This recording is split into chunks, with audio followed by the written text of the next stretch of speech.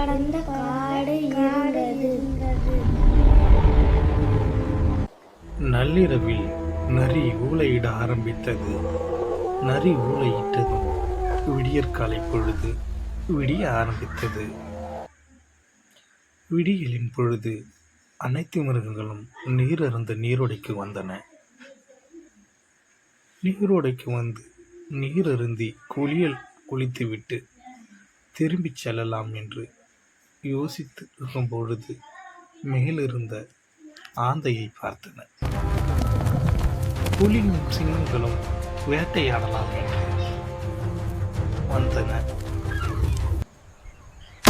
அப்பொழுது அதனை கண்டு கங்காரு அனைத்து மிருகங்களும் ஓடி ஒளிந்தன.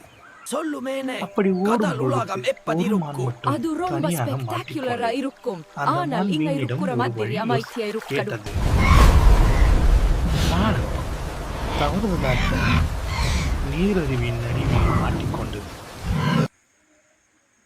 அப்பொழுது முயல் ஒன்று குழியில் விழுந்ததை யானை தூக்கிவிட்டு உதவி செய்தது.